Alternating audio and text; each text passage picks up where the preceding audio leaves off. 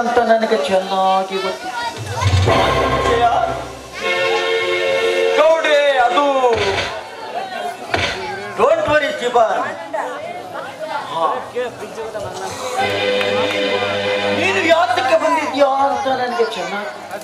ನನ್ನ ತಂಗಿ ಪದ್ಮಿನಿ ನಿನ್ನ ಬಗ್ಗೆ ಎಲ್ಲ ವಿವರವಾಗಿ. ಪದ್ಮಿನಿ, ಪದ್ಮಿನಿ, ಕುಡಿಯಲು ಸ್ವಲ್ಪ ಕಾಫಿ ತೆಗೆದುಕೊಂಡು ಬರಮ್ಮ. ಬೇಡ ಗೌಡ್ರಿ, ನಾನು ಬರುವಾಗಲೇ ಕಾಫಿ ಕುಡಿದುಕೊಂಡೇ ಬಂದಿದ್ದೇನೆ. Don't worry. ಮನೆ ತನಕ ಬಂದ ಅತಿಥಿಗಳನ್ನು ಹಾಗೆ ಕಳಿಸುವುದು ತುಂಬಾ ತಪ್ಪು. ಅಂದ ಹಾಗೆ ನನ್ನ ತಂಗಿಯನ್ನು ಮದುವೆ ಮಾಡಿಕೊಂಡು ಕೈ ಹಿಡಿದು ಬಾಳುವವನು, ಮೇಲಾಗಿ ಈ ಮನೆಯ ಅಳಂದಿರು ಅಂದಾಗ ಬರೀ ಕಾಫಿ ಅಷ್ಟೇ ಯಾಕೆ, ಊಟ ಮುಗಿಸಿಕೊಂಡು ಹೋಗುವಂತೆ ಬಾ.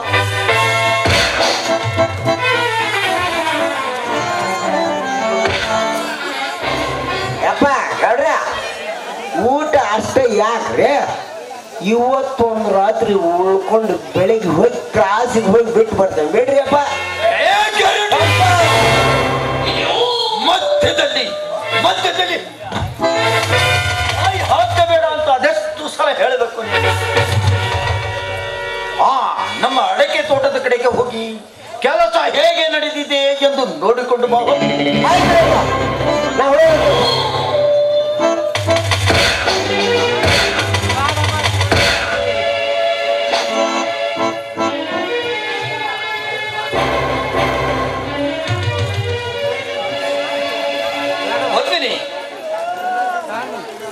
ಸ್ವಲ್ಪ ಕುಡಿಯಲು ಕಾಫಿ ತೆಗೆದುಕೊಂಡು ಬಾ ಅಂತ ಎಷ್ಟು ಸಲ ಕರೆಯುವುದು? ಈಗ ಬರಬಾರ್ದೆ?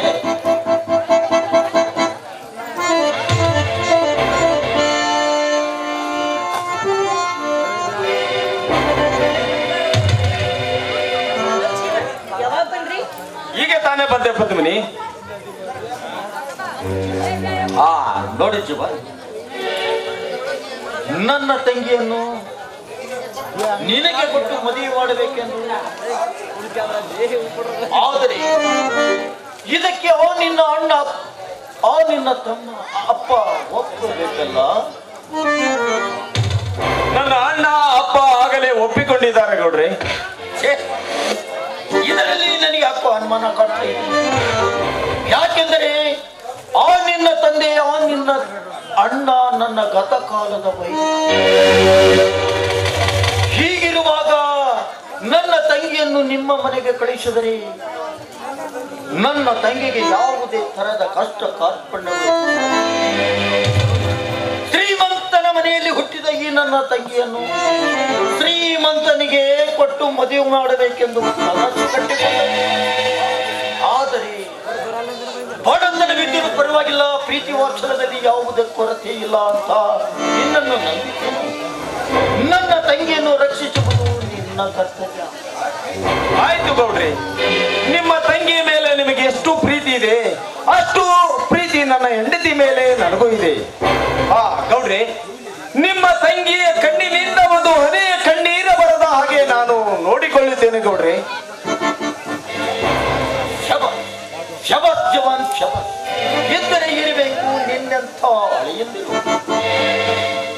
ಜೀವನ್, ಅಂದ ಹಾಗೆ ಇನ್ನೊಂದು ವಿಷಯ. ಅದು ಏನಂತ ಹೇಳಿ ಗೌಡ್ರೆ? ಅದೇ ಜೀವನ್, ನನ್ನ ತಂಗಿಯನ್ನು ಮದುವೆ ಮಾಡಿಕೊಂಡರೆ ನಿನಗೊಂದು ನೌಕರಿ ಕೊಡಿಸುತ್ತೇನೆಂದು ಮಾತಾಡ. ಅದಕ್ಕಾಗಿ ನೀನು ನಾಳೆಯಿಂದ ಡ್ಯೂಟಿಗೆ ಜಾಯ್ನ್. ಯಾವ ಕೆಲಸ ಗೌಡ್ರೆ? ಅದೇ ಜೀವನ್, ಪೊಲೀಸ್ ಸಬ್ ಇನ್ಸ್ಪೆಕ್ಟರ್. ನಿಮ್ಮ ಋಣ ಹೇಗೆ ತೀರಿಸಬೇಕೆಂಬುದು ನನಗೆ ಒಂದೂ ಗೊತ್ತಾಗುತ್ತಿಲ್ಲ ಗೌಡ್ರೆ. ನೋಡು ಜೀವನ್, ನನ್ನ ತಂಗಿ ಬಯಸಿದ ಆಸೆಯನ್ನು ಈಡೇರಿಸಿದೆ, ಅದೇ ನನಗೆ ತುಂಬಾ. ಜೀವನ್, ನನ್ನ ತಂಗಿಯನ್ನು ನೀನಿಂದು ಕರೆದುಕೊಂಡು ಹೋಗಬಹುದು.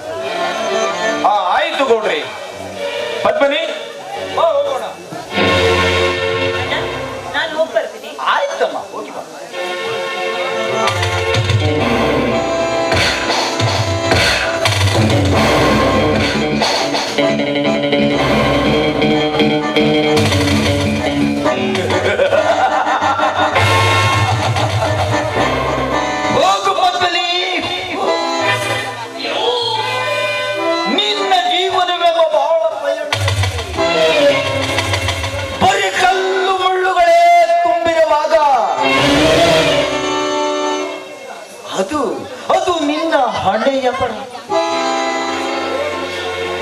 ಪ್ರೇಮ ಸಾಗರದಲ್ಲಿ ನನ್ನ ಜೊತೆ ಕಾಮದ ರತಿ ಕ್ರೀಡೆ ಆಡುವ ಆ ಪತ್ನಿಯನ್ನು ನಿನ್ನ ಹೆಂಡತಿಯನ್ನಾಗಿ ಮಾಡಿಕೊಂಡೆಯಲ್ಲ.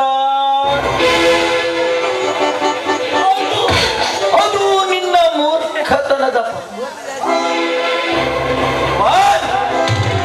ನಿನ್ನ ಮೂರ್ಖತನಕ್ಕೆ ನನ್ನ ಚಾಣಕ್ಷತನದ ಜಾಲವನ್ನು ಬೀಸಿ ಒನಗೆ ನಿಮ್ಮ ಮನೆತನಕ್ಕೆ ನಾಂದಿಲ್ಲ ಅನ್ನೋ ಹಾಡದಿದ್ದರೆ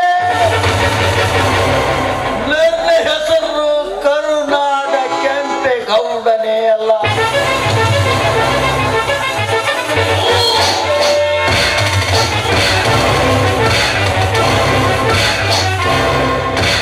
ಸಾಕು ಮಾಡೋಣ ಈ ನಿನ್ನ ನಗುವಿನ ಗರ್ಜನೆಯನ್ನು. ಈ ನಿನ್ನ ಶ್ರೀಮಂತಿಕೆ ದರ್ಬಾರ್ ತೋಳಕ್ಕೆ ಸಮಾನವಾಗಿದೆ ಈ ಊರಿನ ಪುಂಡರಿಗೆ. ಪುಂಡ ಪುಂಡ ಪುಂಡ ಪುಂಡ ಪ್ರತಿಯೊಬ್ಬ ಪುಂಡರಿಗೆ ಪ್ರಚಂಡ ಎಂದೆನಿಸಿಕೊಂಡಿರುವ ಈ ಕೆಂಪೇಗೌಡನ ತಮ್ಮನಾದ ನಿನಗೆ ಯಾವ ಚಂಡ ಎದುರುತ್ತರ ಕೊಟ್ಟಿದ್ದಾನೆ ಹೇಳು. ಅವನ ಉಣ್ಣದಿಂದ ಹೊಟ್ಟವನ್ನು ಕತ್ತರಿಸಿ ನಿನ್ನ ಹಣೆಗೆ ರಕ್ತದ ತಿಲಕವನ್ನಿಡುತ್ತೇನೆ. ಯಾರವನು ಹೇಳು. ಅವನೇನು ಗಂಜಿಗೂ ಬಲ್ಲಿಯಲ್ಲದ ಕೈಗಾಳೆ ಮಗ ಸುಂದರ. ಬಾತೂರ್ನ ತಂಗಿಯನ್ನು ಬಲತ್ಕರಿಸುವಾಗ ಬಲಾಟದಿಂದ ಬಂದು ಬಾಯಿಗೆ ಬಂದಂತೆ ಮಾತನಾಡಿದ ಆ ಕೆಟ್ಟ ಸೂಳೆ ಮಗ ಆ ಹೆಣ್ಣಿನ ಮುಂದೆ ನನ್ನನ್ನು ಅವಮಾನಗೊಳಿಸಿದ. ಏ ಸುಂದರ್,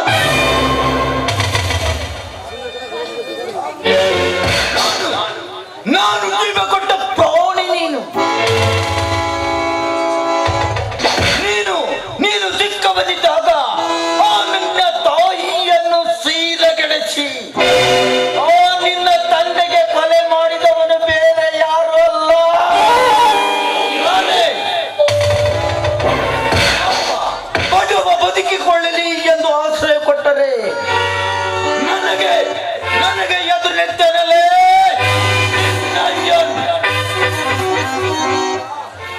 ಅಷ್ಟೇ ಅಲ್ಲ ಅಣ್ಣ,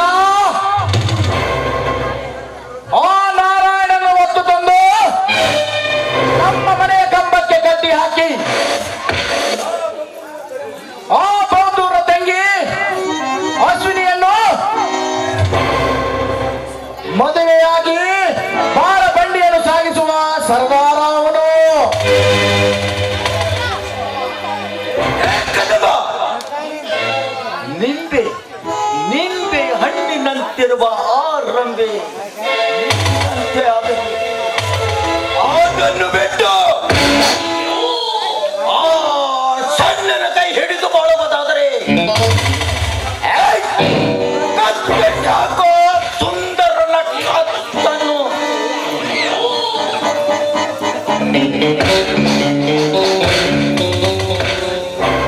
ತೆಗೆದುಕೋ ಈ ರಿವಾಲ್ವರ್. ಹಿಂದೆ ಅವನ ಮರ್ಥನಾಗಬೇಕು. ಅಂದಾಗ ಈ ನಿನ್ನ ಅಣ್ಣನ ಆತ್ಮಕ್ಕೆ ಶಾಂತಿ. ಆಯ್ತಣ್ಣ, ನಿನ್ನ ಆಸೆಯನ್ನು ಈಡೇರಿಸಿಕೊಂಡು ಬರ್ತೇನೆ. ನಾನಿನ್ನು ಬರುತ್ತೇನೆ. ಅಣ್ಣ, ನನಗೊಂದು ಅನುಮಾನ. ಅದೇನು ಅನುಮಾನ ಹೇಳು. ಈ ವಿಷಯ ಏನಾದರೂ ಪೊಲೀಸರಿಗೆ ಗೊತ್ತಾದರೆ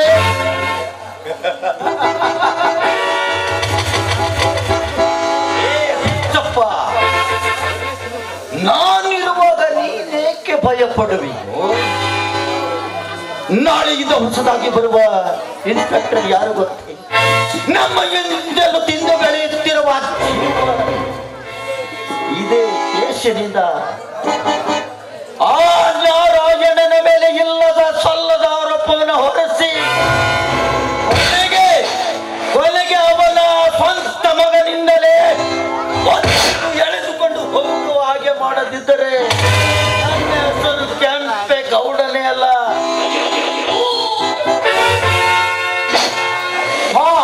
ಆಯ್ತಣ್ಣ, ನನ್ನ ಕಾರ್ಯವನ್ನು ಮುಗಿಸಿಕೊಂಡು ಬರ್ತೇನೆ. ಬರುತ್ತೇನೆ.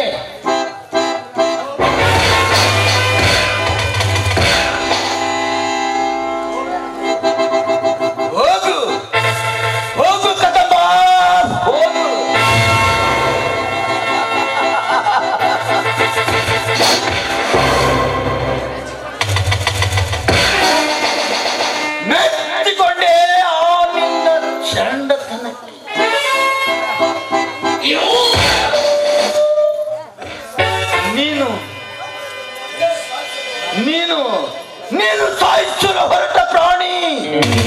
ಬೇರೆ ಯಾರು ಅಲ್ಲ ಕದಂಬ, ನಿನ್ನ ಒಡ ಹುಟ್ಟಿದ ತಂಗಿಯ ಗಂಡ. ಅದೇ ಕೇಶಿನಿಂದಲೇ ನಿಮ್ಮಣ್ಣನಿಗೆ ಜೈಲು ಶಿಕ್ಷೆ. ಹೇಗಿದೆ ಹೇಗಿದೆ ಈ ಕೆಂಪೇಗೌಡನ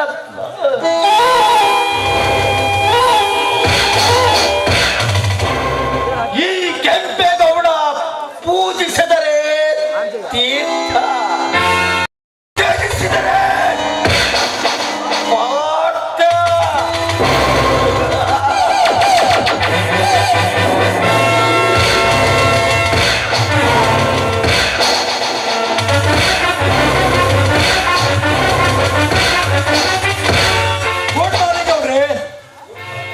ಗುಡ್ ಮಾರ್ನಿಂಗ್ ಜಯಸಿಂಹ. ಅಂದ ಹಾಗೆ ನಿನ್ನೆ ಬಾಂಬೆಗೆ ಹೋದವನು ಮತ್ತೆ ಯಾವಾಗ ಬಂದೆ? ನಾನು ನಿನ್ನೆ ಬಂದೆ ಗೌಡ್ರಿ. ಹಾ, ತೆಗೆದುಕೊಳ್ಳಿ ಗೌಡ್ರಿ. ಇದರ ಸುಡ್ಕೇದಲ್ಲಿ 1 ತಿಂಗಳ ಶುಗರ್ ಫ್ಯಾಕ್ಟರಿ ಆದಾಯ 50 ಲಕ್ಷ ರೂಪಾಯಿ ಇದೆ. ತೆಗೆದುಕೊಳ್ಳಿ. ಹಾ ಜಯಸಿಂಹ, ಇನ್ನೊಂದು ವಿಷಯ.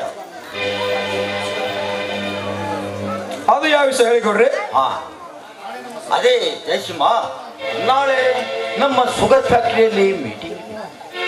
ಹೀಗಾಗಿ ರಾಜ್ಯದ ಗೃಹಮಂತ್ರಿಗಳು, ಮುಖ್ಯಮಂತ್ರಿಗಳು ಬರುವರಿದ್ದಾರೆ.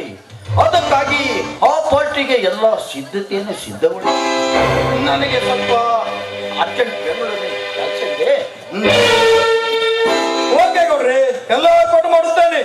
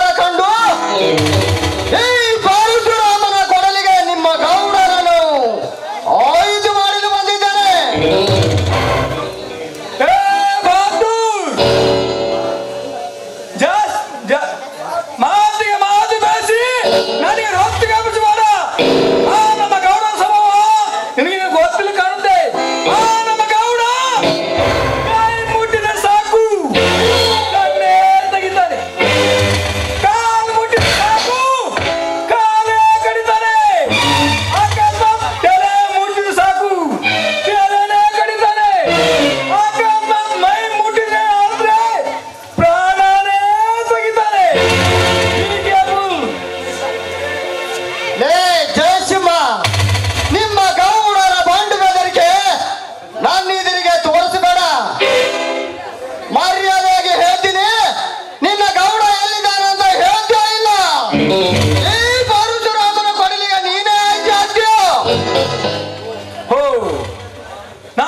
ಸಿಕ್ಕಿಂಡೆ ಇವನ ಪುಂಡತನಕ್ಕೆ. ಅಂತೂ ಈ ನಮ್ಮ ಪ್ರಪಂಚದಲ್ಲಿ ಅನ್ಯಾಯ ಅತ್ಯಾಚಾರ ಹೆದರಿಸುವ ಗಾಂಡಿಗನೆಂದು ಇವನಿಂದ ತಿಳಿದು.